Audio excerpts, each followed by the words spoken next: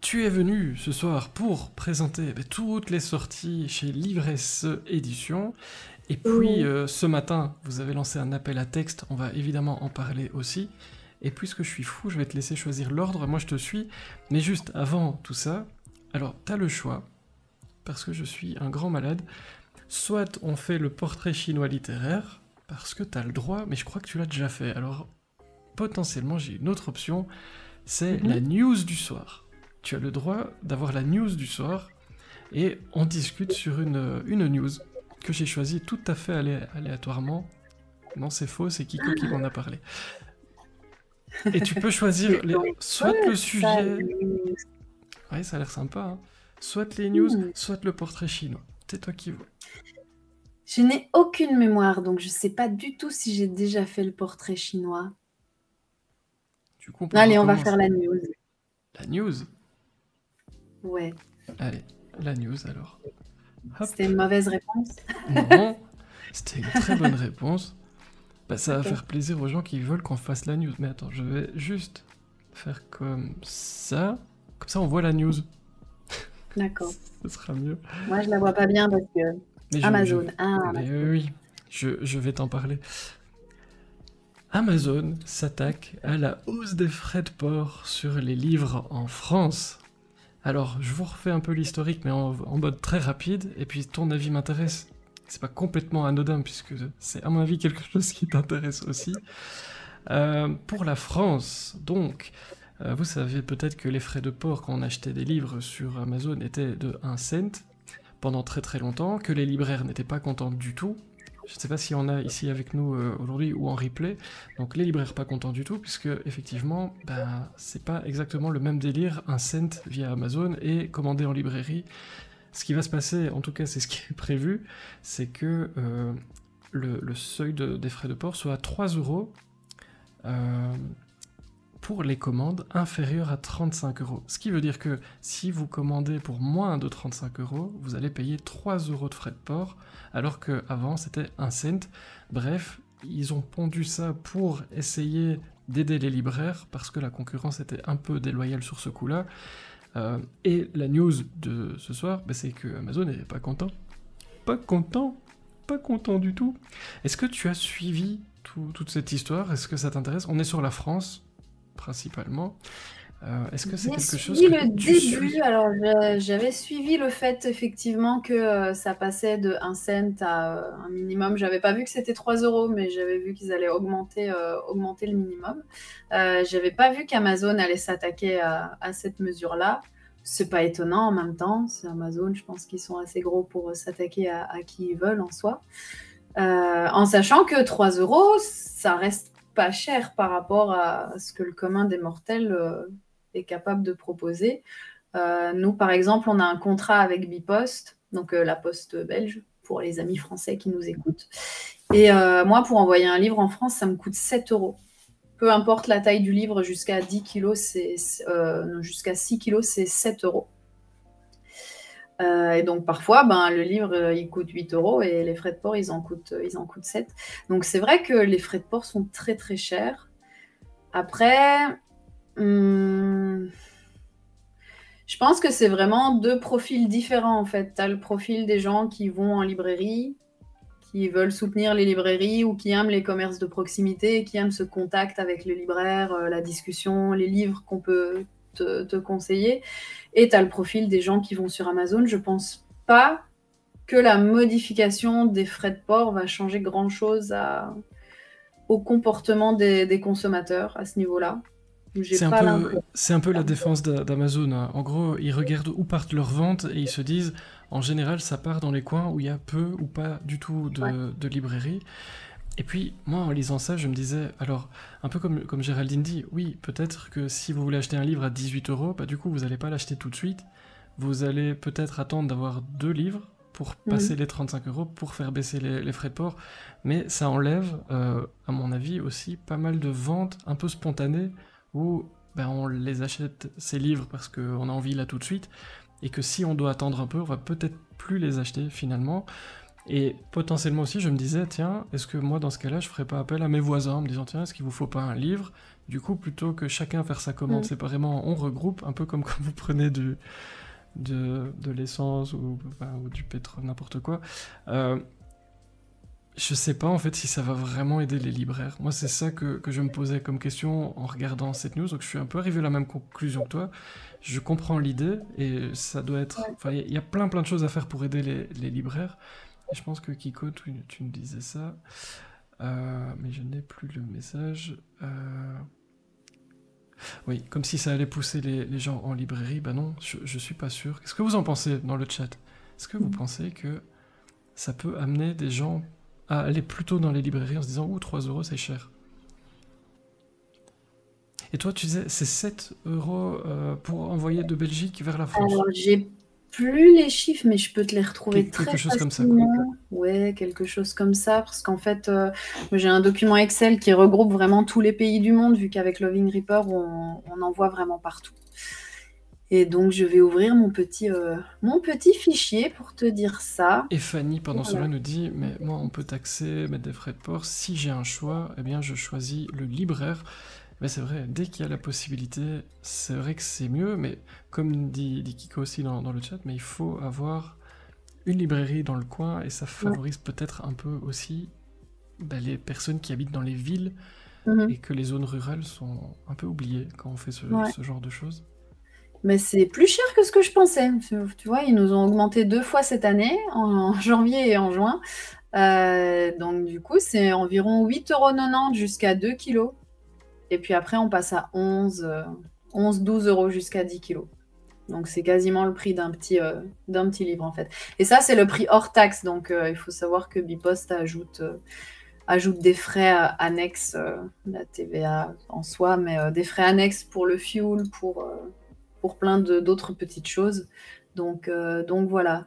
Je pense honnêtement que si l'État voulait vraiment faire quelque chose pour aider à la fois les libraires et les éditeurs, ce serait de bosser sur un plafond des frais de port, parce que là, on est sur des tarifs quand même assez hallucinants.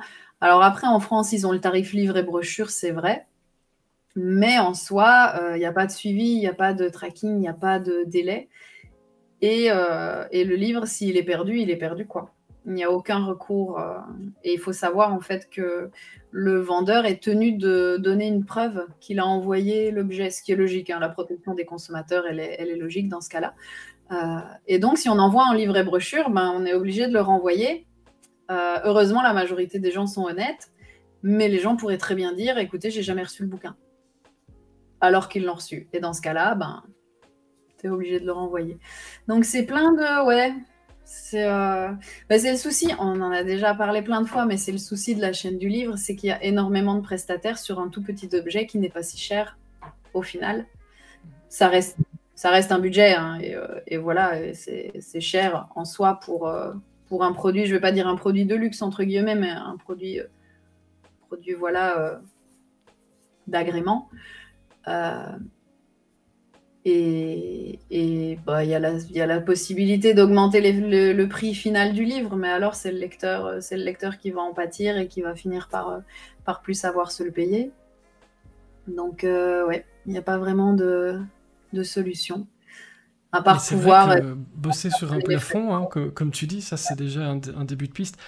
Parce que vous n'étiez peut-être pas là la semaine dernière, mais j'ai expliqué ça vite fait. Un livre que quelqu'un a gagné sur un live ici dans la boîte, que j'avais chez moi et que donc je devais envoyer en France, c'était juste hallucinant. J'en ai plus parce que je suis en mode déménagement, mais j'ai pris naïvement, j'avoue c'est ma faute, j'ai pris naïvement une enveloppe à bulles, vous voyez, les petites, les comme ça. C'était pas un livre très gros. Je me suis dit, ça fait comme une lettre, c'est mieux qu'un colis.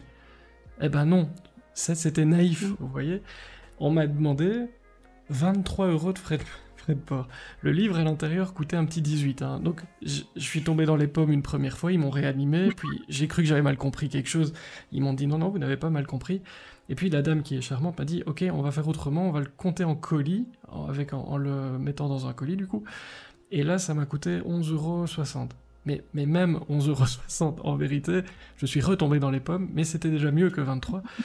Mais je me suis dit, c'est quand même incroyable. Et je vais être honnête avec vous, je me suis dit ce jour-là, je peux pas me permettre de faire gagner beaucoup de livres ici, mais parce que si chaque fois je dois payer 11 € de ma poche, parce que voilà, et si finalement les éditeurs font gagner des livres, bah, c'est des livres cadeaux, les auteurs le font parfois aussi. Moi, avec la poste, ou parfois c'est eux qui payent la poste, voilà, c'est un truc de dingue. Quand on veut offrir un livre, en fait, c'est hyper cher. Vraiment. Ouais. Et je me posais plein de questions par rapport à ça. Est-ce qu'il fallait continuer de faire gagner des livres sur la chaîne ou pas? Je suis en réflexion, mais c'est vrai que ça m'a calmé au niveau de la poste. Et donc, oui, attaquer, en tout cas sur ce point-là, au niveau politique, parce que c'est de la politique, pour le coup, euh, bah, de Complètement. revoir un peu les tarifs de certaines choses qui sont juste démentielles, à savoir que un envoi, à mes yeux, peut pas être plus cher que ce qu'il y a dans l'envoi. Sinon, c'est compliqué. Mais pourtant, Et pourtant. Allez, je vois ouais. que le débat fait rage, mais je vous propose qu'on passe à la suite, sauf si tu as encore quelque chose à rajouter là-dessus, mais... Écoute, non, après en soi c'est un débat sans fin parce que c'est sans vrai fin. que on a trop, on est trop. Oh, j'ai une sensation de déjà vu. Ça va passer. On est trop sur cette chaîne en fait. On est trop sur la chaîne du livre. On est trop nombreux pour un tout petit produit et il faudrait favoriser le circuit court. Mais là, je vais pas repartir en croisade contre les diffuseurs distributeurs parce que ce n'est pas le débat de ce soir. Mais voilà, il y a plein de soucis comme ça.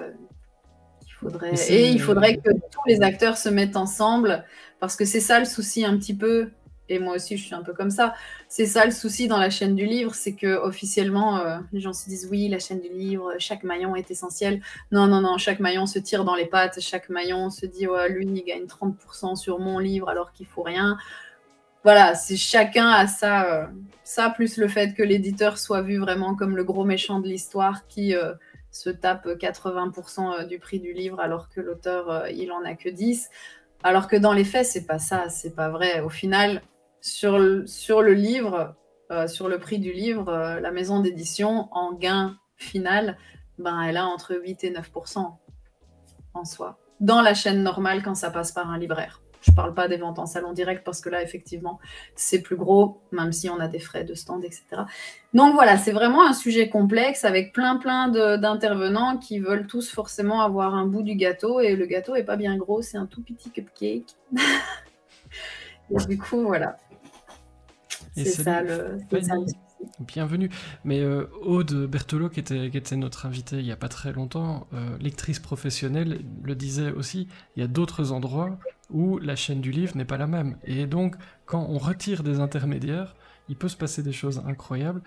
C'est une croisade, et en même temps, ça existe. On le voit ailleurs. Donc, je sais pas, il y a un débat à faire. Bon, on le note vraiment dans les tables rondes. On l'avait mis, ça a été reporté, mais on le fait. Ici, ce oui, soir... carrément, il faudrait... ouais. Il faudrait, oui, il y a des faudrait choses à un dire. intervenant de chaque... Ouais, il faudrait un maillon de la chaîne, enfin plusieurs maillons de la chaîne pour qu'on discute tous ensemble, parce qu'il peut y avoir des bonnes idées qui ressortent, parce que moi, ça m'arrive souvent. Donc nous, on travaille sans diffuseur, sans distributeur, tu le sais, et donc je fais des tournées en France régulièrement. Et donc, ça m'arrive très souvent de discuter avec... désolée, il y a mon chat qui passe derrière. De discuter avec... Il est chez lui. avec des libraires. Et c'est vrai que quand on prend le temps de se poser... de manger un bout, de discuter et dire bah voilà, moi ma problématique c'est ça, etc. On se rend compte que tout n'est pas tout noir ou tout blanc, tout est gris. Donc, Alors, voilà. appel, oui, si un distributeur-diffuseur m'entend, j'attends vos propositions, vous êtes les bienvenus dans la boîte. On ne vous fera pas de mal, mais c'est vrai que c'est important d'entendre aussi... On est promis. Mais c'est important d'entendre aussi justement quels sont leurs problématiques, parce on entend aussi plein de choses sur eux qui sont parfois vraies, parfois fausses, comme sur chaque intervenant de la chaîne du livre, comme tu le disais. Est-ce que les éditeurs sont les gros méchants? Je crois pas. Est-ce que l'auteur gagne beaucoup, pas beaucoup? Je ne crois pas. C'est pas aussi simple que ça, donc il n'y a pas de grands méchants dans cette chaîne. Tous les gens ont des intérêts très différents avec la même chaîne, donc c'est un peu compliqué. Mais donc oui, ce serait passionnant. Donc si vous connaissez des diffuseurs, distributeurs, n'hésitez pas à les envoyer vers chez moi. J'adorerais ça, de pouvoir organiser cela. Mais pour le coup, je te propose qu'on fasse un tour du côté du catalogue de Alors, l'Inès Édition. c'est parti. Donc, on a eu des petites nouveautés dernièrement. Il y en a certaines, je vais passer rapidement dessus parce qu'elles sont sorties il y a un peu plus longtemps. Et puis, il y en a deux qui sont deux policiers. Ça sort pour le coup un petit peu de notre catalogue habituel où on est très focus imaginaire, fantastique, fantasy, horreur. Mais voilà, on a deux policiers qui viennent de sortir, là, deux policiers belges, des premiers romans, tous les deux.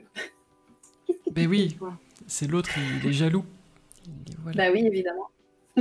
C'est les mascottes. On est en live, donc, maman. c'est toi, Gwenda. Ok, on t'écoute. Essayer de... Ma caméra est un peu... Gold Rush de Sam Cornell, où là on est sur une petite novella. On aime de plus en plus les formats courts chez l'Ivresse Édition. Voilà, moi, à titre personnel, j'aime de plus en plus les écrire, les lire. Et comme c'est moi le chef, ben voilà, on en publie. Du coup, c'est pratique. Deuxième roman de Sam Cornell. Le premier, c'était La Collision des mondes. Pour le coup, le premier, c'était une énorme brique de 666 pages. Ici, on est sur une novella avec un récit un peu dans l'ambiance Lovecraft, plongé dans l'ambiance Lovecraftienne chez les Sioux Lakota. Donc voilà, on est dans l'horreur. On est dans l'horreur, ça se lit très très vite, c'est très sympa. Un gros aspect historique, parce que bon, voilà, c'est Sam, et Sam, il adore l'histoire, donc si vous aimez l'horreur et l'historique, oh, très belle incrustation de la couverture, je n'avais point vu.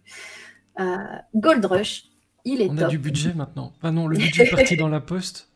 Et au passage, un petit sondage qui vient d'apparaître. Aimez-vous les formats courts? Puisque là, on parle de novella. On est sur combien de pages, plus ou moins? On est sur 80 pages à peu près. Ouais, c'est ça, 80 pages. Et donc, dans le chat, vous pouvez voter. Ça se trouve logiquement en haut du chat. Vous avez 2 minutes. Mais vu que je mets la pression, il ne vous reste qu'1 minute 30. C'est comme ça. Oh mon Dieu, c'est trop rapide. Moi, je vote pour. Je peux pas parce que je suis pas connectée, mais je vote pour. On a Ghost and Roll Baby. Hop. Et ça parle de quoi, Gold Rush? Moi, j'ai envie de savoir plus.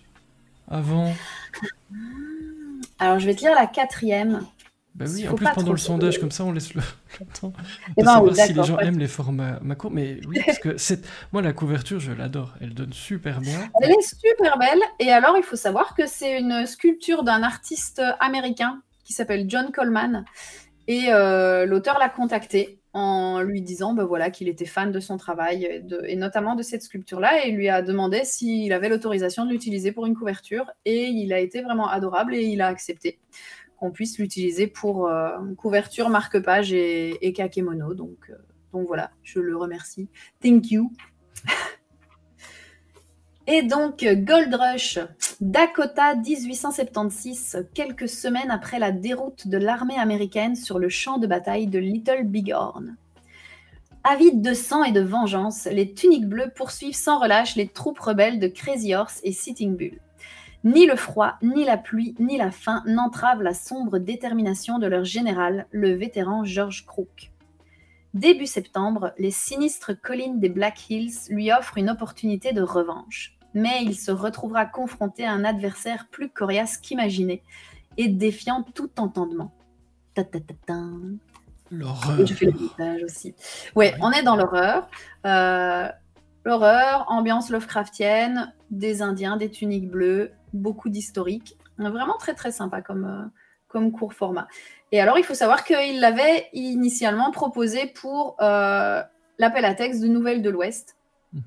Mais c'était assez long comme nouvelle. Bah, c'était une novella en fait, donc c'était plus long que toutes les autres nouvelles qu'on avait reçues. Et l'aspect historique était vraiment très très important, plus important que toutes les autres qu'on avait sélectionnées. Du coup, il n'a pas été sélectionné pour l'appel à texte, mais on s'est dit en fait on va le sortir en format tout seul. Voilà. Et donc du petit sondage, c'est mitigé, ça penche légèrement vers le oui pour le format Ouais. court, mais quand même pas mal de gens qui ne sont pas a priori Je attirés préfère les gros. vers le format court. C'est quelque chose qui te surprend, qui te fait peur, qui ne t'étonne pas vraiment. Ça Il y a du m'étonne pas boulot. vraiment. Non, ça m'étonne pas vraiment parce qu'on le voit avec les anthologies. C'est un public de niche, hein, la nouvelle. Surtout en francophonie, oui, j'allais dire, oui. Surtout pour le public francophone, c'est plus difficile. Et on pourrait se dire, bah tiens, ça peut toucher un public qui lit pas. Mais en fait, non, parce que le public qui lit pas, bah, il lira pas du format court non plus. Donc, ouais, public de niche. Mais bon, on aime ça, donc on en fait quand même. Il y a une autre maison d'édition française qui en fait beaucoup, c'est les éditions 1115, qui font aussi du format court et qui font des très très chouettes publications. Donc voilà, on continuera à en faire. Pourquoi tu dis, enfin, je comprends que c'est un truc de niche, mais pourquoi? C'est quoi l'explication? J'imagine que tu as déjà réfléchi à cette Je question, pense mais que les gens aiment bien se plonger en fait dans une histoire et prendre le temps de se plonger dans l'histoire.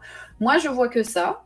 Après, la majorité des gens, quand ils me font un retour, quand des fois ils se laissent tenter et qu'ils me font un retour, ceux qui sont pas fans de nouvelles, c'est parce que bah, ils ont un goût de trop peu à la fin.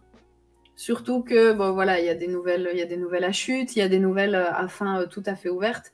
Moi personnellement, j'adore les nouvelles à fin ouverte, mais ça plaît pas à tout le monde. Il y en a qui veulent une fin, il y en a qui aiment bien quand les choses sont carrées. Moi, j'aime bien laisser le lecteur devant plusieurs possibilités et qu'il puisse se dire, ben moi, avec mon tempérament et mon humeur actuelle, je pense que ça se termine comme ça. Moi, en tant que lectrice, en tout cas, j'adore ça, et en tant qu'autrice aussi. Mais voilà, ça plaît pas à tout le monde. Voilà. Après, peut-être que dans les commentaires, ils auront d'autres explications, ceux qui ont répondu non, sur pourquoi ils n'aiment pas le format court. Mais... Et puis continuer à en faire parce que ça permet peut-être de convaincre des gens de s'y attarder, de découvrir des choses. Salut Zutrezut, bienvenue. Donc, mitigé, mais il y a quand même beaucoup de oui. Il y a aussi des non, mais ça ne m'étonne pas vraiment. Dites-nous si vous avez d'autres explications dans le chat. Moi, j'aime beaucoup. Je suis un grand curieux. C'est pour ça que j'ai ouvert cette chaîne, vous vous souvenez? Donc, n'hésitez pas. C'est fait pour ça. Allez, God Rush. J'adore cette couve, mais on va passer à la suite. J'adore cette couve. Sachez-le. Ouais, elle est très belle cette couve. Ouais, tada! Ghost and Roll Baby, aussi une novella de Jean-Pierre Favard, couverture réalisée par Sénifine. C'est la première fois qu'on testait le vernis sélectif, parce qu'on voulait que le verre, pour la petite anecdote, ressorte bien. Donc voilà, c'est ce qui nous a amené vers le vernis sélectif, et je trouve ça plutôt cool et plutôt sympa. Là, on est sur une ambiance entre trip maison hantée, groupe de rock complètement déjanté. On est sur de l'horreur aussi, c'est aussi la collection horreur, mais une toute autre ambiance. Là, on est sur un groupe de rock un peu sur le déclin qui est envoyé dans une espèce de Airbnb par leur agent. Airbnb supposé hanté. Et donc, ils vont y aller pour répéter, pour créer des nouvelles chansons. Et évidemment, ça ne va pas se passer comme prévu. Et j'en dirai pas beaucoup plus parce que bon, il faut pas spoiler non plus. Mais voilà, très très sympa celui-ci également pour les amateurs d'horreur. Alors c'est de l'horreur, mais on n'est pas dans autant celui-ci que l'autre. On n'est pas dans du trash, on n'est pas dans du gore. C'est vraiment de l'horreur. Je vais pas dire de l'horreur. Quel âge? Mais je dirais. Celui-là, honnêtement, je sais même plus ce qu'on a mis dans le trigger warning. Je pense qu'on a même pas spécifié. Celui-là, je dirais à partir de 14 ans. Si c'est un lecteur qui est habitué à lire des livres d'horreur. Après, si c'est un lecteur un peu sensible, qui n'aime pas du tout ça, ben non, évidemment, ça dépendra un petit peu des spécificités de chacun. Mais oui, à partir de 14 ans, sans souci. Alors, 2 réactions, et puis j'ai 2 questions. Fanny nous dit, c'est trop court, pas le temps de rêver, ça c'était pour la taille des textes. Ouais. Et Géraldine dit, envie d'avoir un livre qui me fait perdre la notion du temps, et des nuits blanches à bouquiner, et sur des choses plus courtes évidemment. La nuit est plus courte. C'est vrai. Alors, est-ce que tu veux la question la plus bête d'abord, ou après? Oui, écoute, vas-y. Je me demande si le vert du titre, on le voit dans le noir. Est-ce que ça brille? Non, c'est pas phosphorescent. Oh, C'est dommage. ça Mais devrait. On note l'idée écoute, pour pour la plus tard. réimpression, on va réfléchir, ouais. Mais la couve est magnifique, ceci dit, c'était plutôt sérieusement pour dire ça. La Ouais. vraie question, tant pour Gold Rush que celui-ci, pourquoi des titres en anglais? On se pose la question. Excellente question. Mais je te remercie. Excellente question. Qu'il faudrait poser aux auteurs. Je vais leur demander. Je ne sais pas du tout. Je ne sais pas du tout pourquoi. On peut faire un petit Bon, sondage aussi Ghost and là-dessus. Qu'est-ce que vous en Baby, c'est pensez? pour Titre en rock'n'roll. anglais vs titre en français ou autre? Ouais, c'est vrai. Et le Est-ce que suivant, Kiko c'est est chaud sur partiellement les un sondages titre en aujourd'hui? anglais aussi. On fait Je beaucoup de titres en anglais. Mais oui, c'est quelque chose que je me... Après, c'est pas du tout dérangeant, hein, mais je sais que certaines personnes m'ont déjà dit en salon qu'ils préféraient que le titre soit en français. Ah ouais. D'autres ne sont pas du tout fermés, voilà. Tant qu'on comprend, on a parlé tout à l'heure de replay, voilà, bah, ça parle à tout le monde, mais certaines personnes n'aiment pas. Écoutez, je sais pas si Kiko est chaud pour sondage, moi ça me tente bien, mais on a un peu de temps. Mais cette couve, elle est juste parfaite aussi. Souvent, hein, les couves chez vous, elles sont quand même... On fait beaucoup d'efforts sur les couvertures, c'est vrai. C'est vrai, c'est vrai. Les titres des livres en français et en anglais, le sondage est ouvert dans le chat, faites-vous plaisir. Et le suivant, ça va être un titre en... Ça va être du format court et ça va être un titre partiellement en anglais aussi. Tada! Scary Tales. Donc, conte terrifiant. Avec le sous-titre Terreur au SEM. SEM qui est une école en fait. C'est le centre... C'est un centre. C'est une école à Étainpuy. Donc voilà, centre éducatif Mitterrand Est-ce que ce ne serait d'Étainpuy. pas Frédéric Livins Mais aux manettes? tout à fait, c'est lui.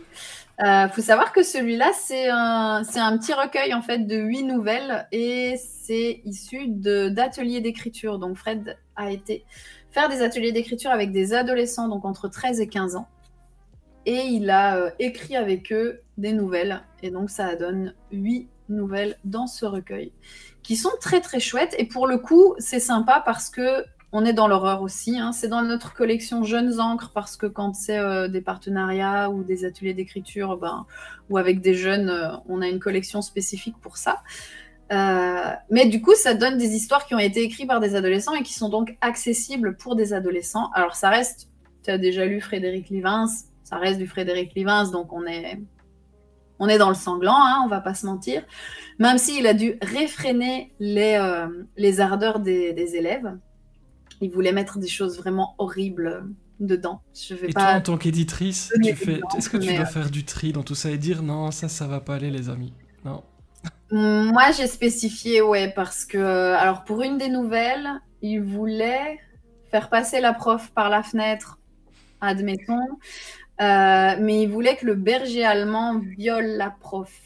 Et là, j'ai dit non. Mais voilà. pourquoi? On est bien d'accord. J'ai dit non. J'ai dit à Fred, ça va pas être possible, donc tu les calmes. Des élèves de quel âge? Juste pour moi savoir. 13-15 ans à peu près. Wow. Voilà. Ça te fait peur, des trucs comme ça? Oui, complètement. Enfin, moi, personnellement, à 13 ans, je jouais encore avec mes Barbies. Hein, donc, mes Barbies, mes Polly Pocket et tout. Donc, ouais. Même si j'ai lu des livres qui n'étaient pas de mon âge très tôt, à partir de 12 ans, mais c'était pas dans du trash, c'était pas dans du gore, c'était plus des thrillers pour adultes. Mais voilà. Donc, ouais, autre époque. Écoute, autre époque. Ouais, mais quand même... Bon, vous avez réussi à me choquer, très cher. Non, c'est dingue. Et ben voilà. Écoute, alors, au passage, parce que je pense que c'est intéressant à creuser. Alors, de fait, on le note, c'est une bonne remarque. On va rajouter sans avis dans les sondages, parce qu'on ne sait jamais. Vous avez tout à fait le droit. En général, sans avis, on répond pas, mais c'est important de répondre, donc on va rajouter. Mais les titres des livres, mais c'est 100% des réponses en français. Ah ouais, marrant. 100%. Et ouais, ça rejoint quelque chose qu'on m'a déjà dit, en salon. Il y a peut-être quelque chose à creuser derrière, mais... Ouais, intéressant. Fanny nous dit, nous sommes assez entourés du langage ou mot anglais à mes yeux, ou pas de préférence, ouais. Ouais. Pour celui-ci, pour Ghost and Roll Baby, c'était pour faire la vanne avec rock'n'roll. Rock'n'Roll Baby, évidemment. Mhm. En français, ça ferait Fantôme and Roll Bébé. Personnellement, je trouve ça un peu moins vendeur. Et rock, ghost, on est sur la même mélodie, entre guillemets. Donc voilà. Mais oui, effectivement, les titres en français. Ouais. Quand ça fait un jeu de mots comme ça me dérange pas. Mais c'est vrai que moi, je sais pas si je me dirige plus en librairie ou en salon vers des titres français. Je vais réfléchir à ça. À creuser, donc Kiko rajoute, si le livre est en français, je vois pas l'intérêt de mettre un titre en anglais. Trouver un titre en français sans chercher à le traduire pourrait être une bonne option. C'est écrasante, voire unanimité là sur ce coup-là, en tout cas dans le chat des personnes présentes ce soir, évidemment. Ce n'est pas un sondage officiel fait par une grande agence, vous voyez, mais c'est super intéressant d'avoir vos avis. Non, mais ça reste intéressant, ouais. Je me tue à le dire à tout le monde. Ça donne des tendances. Et je vous avoue que... Alors, c'est un de mes manuscrits en cours, mais je pense que je suis à la page 3 et que j'ai fait autre chose depuis, donc voilà. Mais j'avais un titre en anglais, et vous m'avez calmé, hein, j'avais vraiment un titre en anglais. Et je me suis dit, ils vont me tuer si je le fais, donc j'ai gardé en tête que je devais potentiellement changer le titre. Même si je trouve qu'il est très chouette. Mais voilà, on en reparlera dans 10 ans quand j'aurai écrit le livre, ou pas. Mais c'est intéressant. Bref, votre avis est toujours intéressant, quoi qu'il en soit. C'est vrai. Et parce que quand on voit la couverture, oui, je suis étonné de ce que tu disais. On s'attend pas à des trucs hyper violents, mais quand même, il y a des pensées sombres comme ça. Et ce travail de Fred, ce serait bien aussi de l'entendre un jour, on va lui proposer ça. Ce travail avec les élèves. Et toi, du coup, est-ce que tu vas dans les classes avec, tu as des demandes des enseignants, ou ça se passe comment sur un livre comme ça, qui a été travaillé avec des élèves, finalement? Pour l'instant, non, on n'a pas de demande. Moi, je vais dans les classes principalement pour mes jeunesses, donc soit pour Doudou, soit pour la licorne qui cherchait ses couleurs. Donc, c'est vraiment un public plus jeune, qui est plus intéressant, qui est différent parce que du coup, les enfants, ils n'ont pas de filtre. Donc ça, c'est super chouette parce qu'il y a moyen d'avoir des échanges vraiment terribles avec eux. Mais pour les classes ados, je le fais beaucoup moins souvent. Ouais, ça m'est pas encore arrivé. Dans la maison, je pense que Geoffrey et Sonia l'ont déjà fait, et Fred, évidemment. Et Elena Tenace pour notre titre dont la comtesse avait déjà parlé ici, qui parle de harcèlement scolaire, où là, elle fait pas mal d'interventions dans les classes, effectivement. Et où là, on a souvent des demandes, des commandes pour des classes, ou ce genre de choses. Mais si des enseignants nous écoutent, ça m'intéresse de savoir si vous êtes intéressés, parce que ce sont des textes courts, ça en général, ça passe relativement bien, sur des thèmes qui passent relativement bien. C'est peut-être les parents dans ces cas-là qui peuvent bloquer en disant tiens, est-ce que ça va passer? Mais c'est chouette d'être curieux, de s'ouvrir à d'autres genres. Il y a un âge seuil dans ce livre qu'il faut avoir absolument avant de lire, pour Scary Tales, je dirais 12-13 ans à peu près. Oui, 12-13 ans quand on aime lire des récits qui font peur. Oui, il y a déjà de quoi faire dans les écoles, hein, parce qu'il y a encore pas mal d'années à l'école après.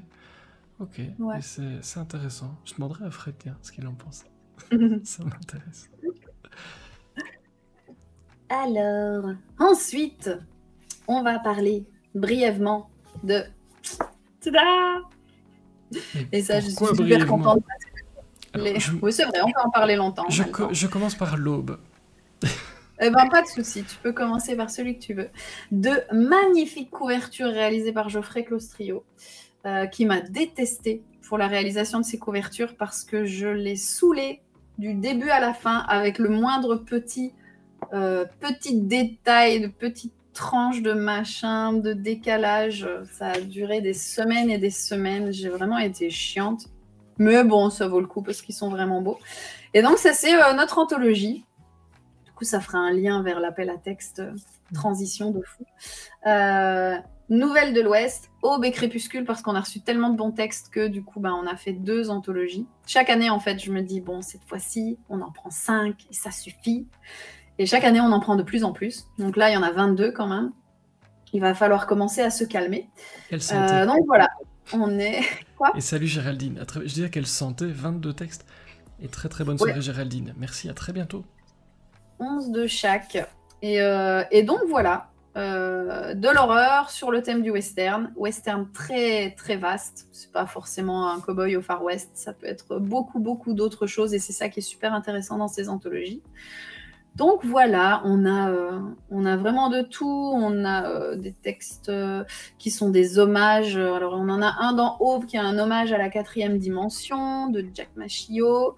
Je vais prêcher pour ma paroisse. Moi, le mien, c'est un hommage à La Tour sombre de Stephen King, qui est mon livre préféré de tous les temps. Donc voilà, Nouvelles de l'Ouest, Aube et Crépuscule. Qu'on va déjà devoir réimprimer d'ailleurs, parce qu'on est quasiment, là il m'en reste une trentaine, donc on va devoir déjà les retirer. Mais c'est plutôt chouette. Mais les couves sont exceptionnelles. Et puis dedans tu disais, il y a un peu de tout autour de ce thème. Ça s'est passé comment? C'était un appel à texte aussi? C'était un appel à texte. On retrouve qui à l'intérieur? Et puis je vois des parrains là qui... Oui, alors on a 2 parrains. Mais oui. On a pour Nouvelles de l'Ouest, on a... je ne sais jamais le prononcer, c'est un enfer. Ghislain Gilberti. Ghislain Gilberti, en parrain de Crépuscule. Et dans celui-ci, alors qui on a c'est pas poli, donc je vais pas commencer par moi, même si c'est mis par ordre alphabétique. On a Guillaume Beck, Clémentine Charles, Renaud Crépel, Gilles de Bouvry, Jo Hanscom, Norman Jango, Corentin Massé, Morgane Pajot et Julien Schneider. Donc pas mal de nouveaux auteurs, parce que là pour le coup, et moi-même, là pour le coup il n'y avait que 3 auteurs qui étaient déjà publiés chez nous, sur les 11 au total. Donc c'est ça aussi qui est super intéressant avec les anthologies, c'est que ça nous permet de découvrir des nouveaux auteurs, de voir si la relation se passe bien, comment ils écrivent, leur style, etc., leur présence en salon, tout ça. Et voilà. D'ailleurs, il y en a plusieurs qui, suite à cette première collaboration, nous ont envoyé des romans. Donc ça, c'est super chouette. Donc ça, c'est pour Crépuscule. Alors, ce qu'on me demande souvent, c'est est-ce qu'il y en a un qui est plus sombre que l'autre? Au début, c'est ce qu'on voulait faire. Et puis finalement, les textes se sont un peu équilibrés entre eux. Donc non. Et il n'y a pas un ordre particulier dans lequel les lire. On peut en lire un et pas l'autre, ou inversement, ou les lire tous les deux, c'est mieux parce qu'ils sont tous les deux très bien. Et puis c'est beau dans une bibliothèque. Et puis c'est très beau, c'est vrai. Mais donc des nouvelles, c'est... Comment est venu le thème, avant de parler de Aube? Comment est venu le thème? Parce que j'avais envie, en fait... de faire un recueil vraiment plus adulte, public averti, entre guillemets. Et je me suis dit que pour ça, l'horreur passait plutôt bien. Ça, c'est au niveau du genre. On n'avait pas encore fait d'anthologie d'horreur. Et le western, pourquoi le western? Parce que, en fait, j'hésitais entre plusieurs titres. En général, moi, je trouve les titres des anthos et puis ensuite, j'en déduis le thème. Et donc là, j'avais soit Nouvelles Macabres, soit Nouvelles de l'Ouest en tête. Et donc, Nouvelles de l'Ouest, je me suis dit, c'est du western. Donc voilà.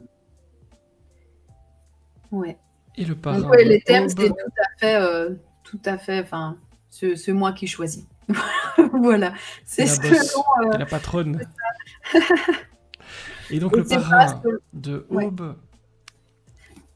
Jean-Pierre Favard, idem que Ghost and Roll Baby. Il est parrain sur l'anthologie Aube. Et on a dans cette anthologie donc Jean-Pierre Favard, Cédric Claus, Quentin Fétiveau, Rachel Gali, Gigi Joron, Alex Maury, Jack Machio, Rémi Aurin, Gabriel Kest, Céline Saint-Charles et Mélo von Mobius. Donc ici, il n'y en a que 2 qui étaient déjà des auteurs maison. Donc il y en a 9 qui nous ont rejoints. Donc voilà. Quel boulot ça doit être de composer tout ça. C'est très, très, très... c'est beaucoup de boulot. C'est énormément de nouvelles à lire dans un temps très court. C'est pour ça que d'ailleurs pour le prochain appel à texte, on laisse beaucoup plus de temps. On laisse plus de temps aux gens pour écrire et nous, on nous laisse plus de temps pour lire les nouvelles, pour les étudier et pour faire notre choix. J'ai pas les infos en tête, pas bien, de l'appel à texte, mais je vais le retrouver très très vite. Hop, 2023, c'est en juillet. L'appel à texte, c'est pas du tout en juillet, Émilie. Musique et FCF, voilà, je l'ai, impeccable. Ah, et en plus, j'ai balancé le thème et le truc. Donc, nouvel appel à texte de l'ivresse. Alors, attends. Musique. Je te suis. Hop. Alors, vu que tu as fait une... Attends. Faut préciser, vas-y. je suis pas complètement fou, mais en fait, tu as fait un visuel un peu horizontal. Du coup, je l'ai plaqué là, m'en voulez pas. Hein. C'est très beau. Ça saute pas aux yeux comme ça, mais le montage que j'ai fait est très beau. Dis-nous tout. Musique et science-fiction. Musique et science-fiction, ouais. Alors, moi, j'adore la musique. J'aime beaucoup, beaucoup la musique. Faut savoir que... Enfin, faut savoir, non. En fait, le monde s'en fout, mais je le dis quand même. Moi, j'adore la musique et c'est même mon art, entre guillemets, préféré. Entre écrire, lire un livre ou écouter de la musique, moi, c'est vraiment la musique qui me parle le plus, qui me plaît, qui me calme, qui me... Voilà. Moi, au bout d'une semaine, si j'ai pas écouté de musique pour X ou Y raison, je me dis, tiens, je n'ai pas le moral, je me sens pas très bien. Et c'est seulement après que je me dis, mais en fait... j'ai pas écouté de musique depuis tout ce temps. Donc voilà, musique. Et pourquoi science-fiction? Parce qu'on l'a déjà fait pour Nouvelle Ère, le thème de la SF. Mais c'était très restrictif, entre guillemets, au niveau du thème. Là, j'avais vraiment envie que ce soit très large. Donc tous les sous-genres de la science-fiction sont acceptés. Et musique, c'est évidemment très très large aussi. Comme d'habitude... il y a eu plusieurs réactions, parce qu'on en a déjà un petit peu partagé en salon. Quand je rencontrais des auteurs, je l'avais déjà annoncé. Il y en a qui sont très mitigés, mais ils étaient mitigés pour Western Horror aussi, et finalement on a reçu des très bons textes, donc vraiment je me fais pas d'inquiétude. La deadline, c'est le 10 juin 2024 à 15h37, mais il faut retenir 10 juin 2024 surtout. Donc voilà, ça laisse un peu moins d'un an. Je pense que c'est... On m'a fait remarquer que j'aurais pu mettre 21 juin, vu que c'est la fête de la musique en France. Je n'y ai pas pensé. Tant pis, c'est trop tard. Donc, ce sera 10 juin 2024. Et par contre, ce sera pour une publication, forcément pas en 2024. Ce sera pour une publication en mai 2025. Parce qu'il faut savoir que normalement, en mai 2024, on a vraiment un gros projet qui arrive, qui va nous prendre... tout notre temps, nos jours et nos nuits pendant plusieurs mois. Donc voilà, j'ai pas envie de me mettre ça en plus, parce que mine de rien, lire toutes les nouvelles, en discuter, ça prend très très longtemps. Puis les retravailler avec les auteurs, ça prend du temps aussi. Donc voilà, on se laisse le temps tranquillement et puis ça va permettre au Bec Crépuscule de faire leur petit bonhomme de chemin tranquillement sans être poussé par son petit frère ou sa petite sœur. Donc voilà. Bon, après, c'est des choses classiques. Le format, c'est à envoyer en doc ou en docx. Il y a le mail. Le nombre de signes, ça, on me le demande très souvent. Et donc là, j'ai mis des nombres très, très précis. C'est un peu une petite blagounette. Mais attention, je vais vérifier que ça tombe bien dans ces chiffres-là. Donc voilà, c'est entre 42 822 signes et 104 337, très précisément. Parce que je me suis fait taper sur les doigts plusieurs fois. Dans les appels à texte précédents, en fait, voilà, je précisais pas, ou alors je disais oui, entre 7 000 et 22 000 mots, comme ça faisait une fourchette énorme et les gens me foutaient la paix, entre guillemets. Mais là, non, j'ai mis quelque chose d'un peu plus précis. Donc voilà, j'espère qu'on recevra plein de bons textes, mais je n'en doute pas. D'ailleurs, Fred, si tu veux participer, n'hésite pas. Alors, j'étais en train de me dire, la science-fiction, c'est compliqué pour moi. La musique, ça va, mais je pourrais peut-être ajouter du western juste pour t'embêter. Il y avait un mauvais timing sur le western, mais c'est un thème qui me bottait bien. Ouais, science-fiction, c'est moins mon rayon. Mais je vais réfléchir. Écoute, on ne sait jamais, on n'est pas à l'abri d'une idée. On n'est pas à l'abri d'une bonne idée.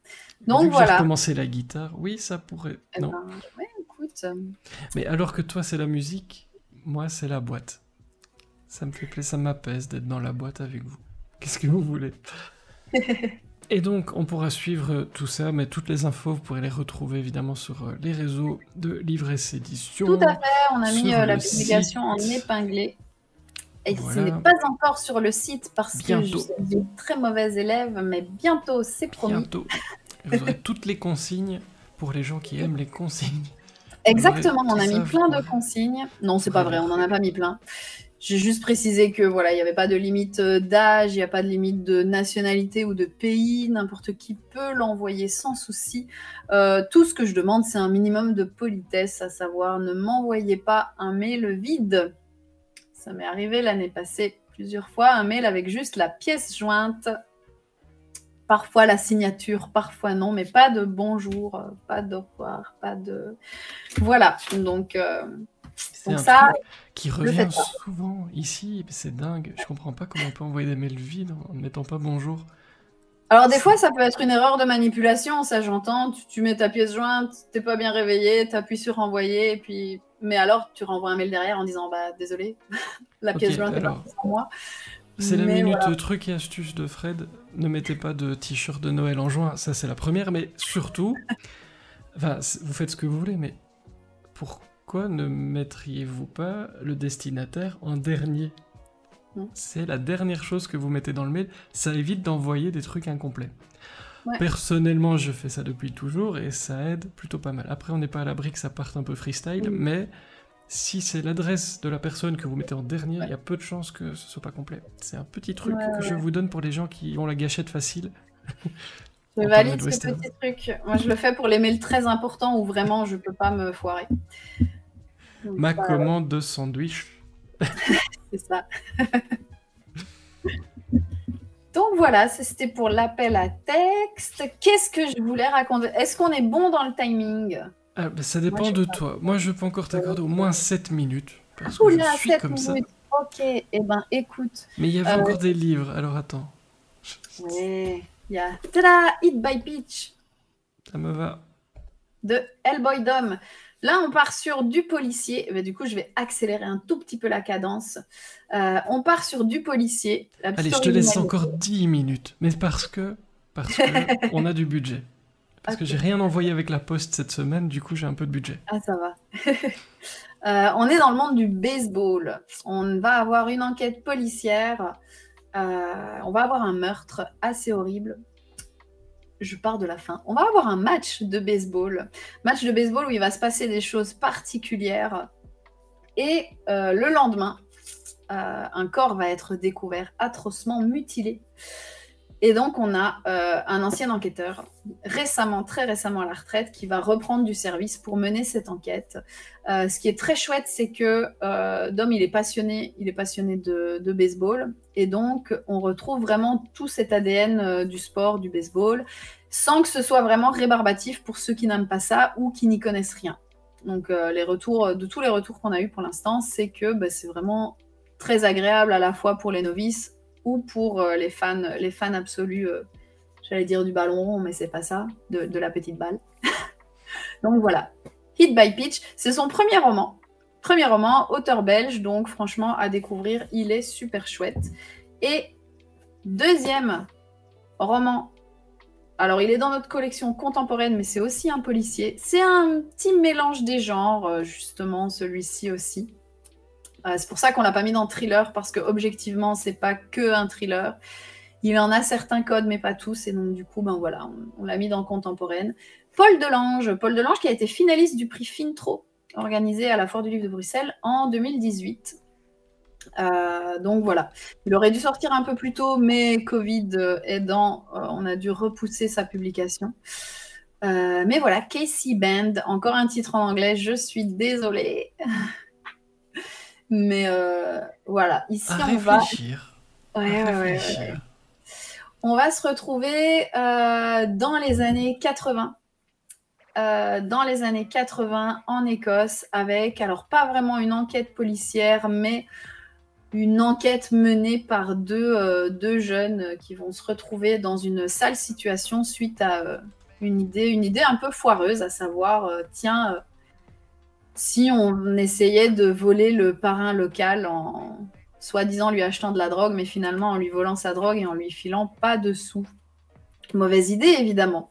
Donc, du coup, voilà, on va partir là-dessus. C'est un roman aussi un peu nostalgique pour les fans des années 80. Il y a un gros aspect musical. D'ailleurs, au début du livre, on a mis la playlist à écouter avec le roman. Il y a beaucoup de références, c'est très référencé.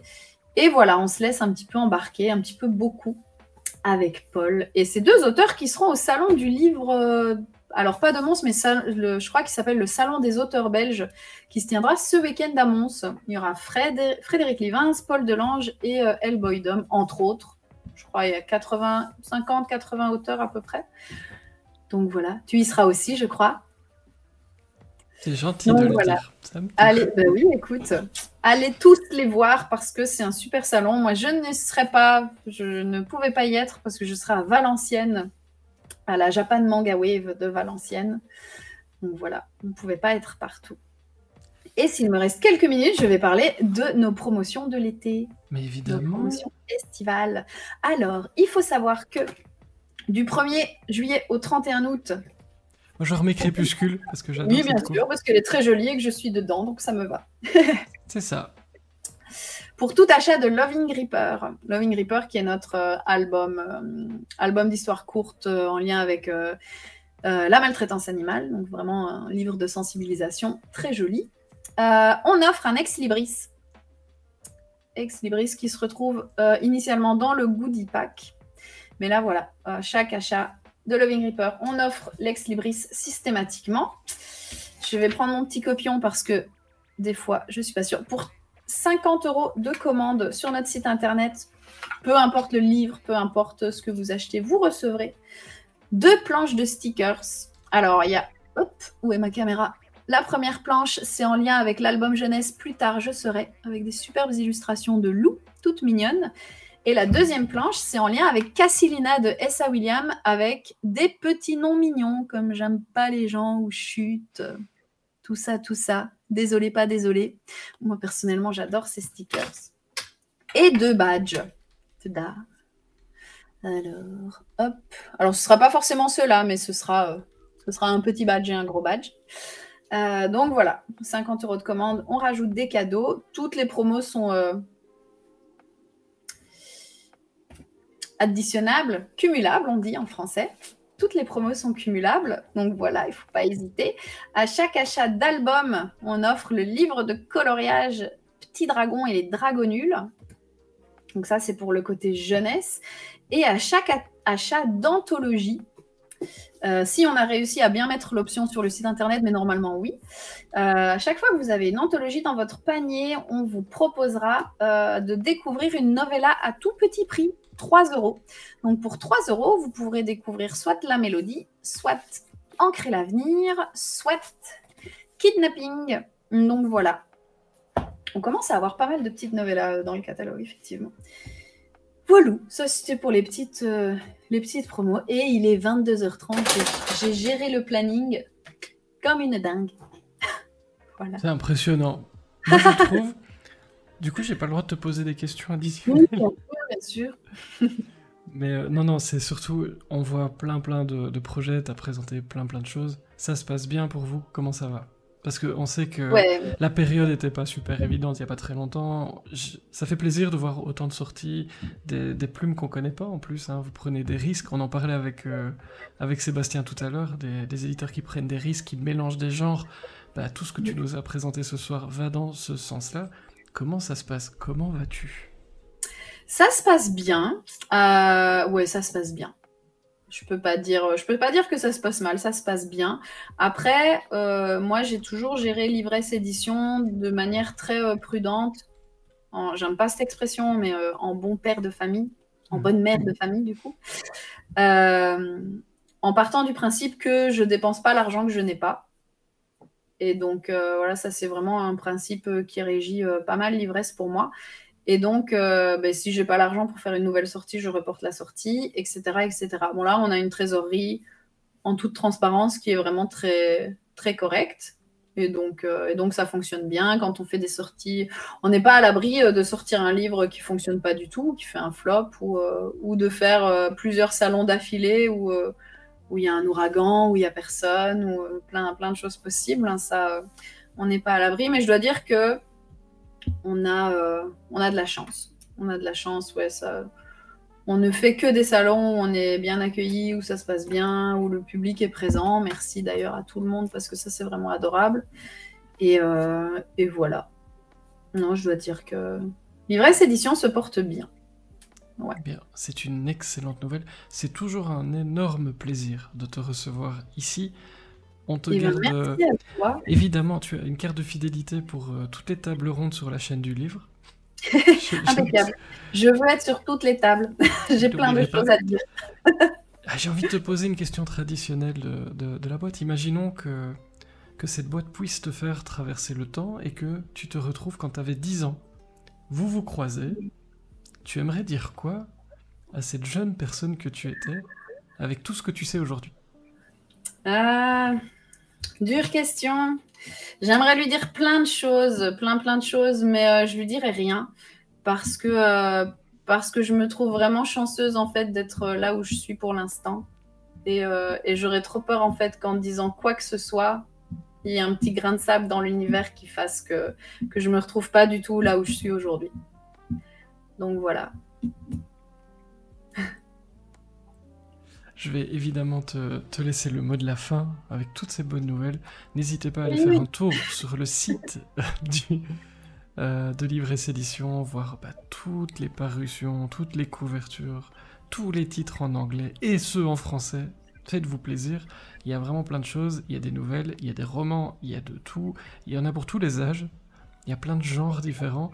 C'est vraiment une caverne d'Ali Baba hein, chez vous, c'est ça que j'aime bien, moi aussi, dans ton projet. C'est vrai.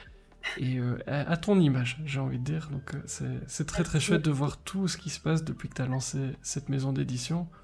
On se suit comme ça depuis un bout de temps et moi ça fait plaisir de voir que le projet te ressemble finalement. C'est un très beau projet qui continue et ça me fait plaisir de te donner la parole et de te mettre en avant comme je peux avec mes moyens, mais c'est toujours ça de prix. Eh ben écoute, merci beaucoup. Et j'ai passé toujours un plaisir de venir dans la boîte. Pareil. Et le mot de la fin, c'est dur le mot de la fin. Oui, et ben je dirais aux gens de lire ce qu'ils aiment et voilà, et de faire en sorte d'être heureux parce que la vie est courte et il faut pas passer son temps à ne pas l'être. Donc lisez ce que vous aimez, faites ce que vous aimez, soyez heureux.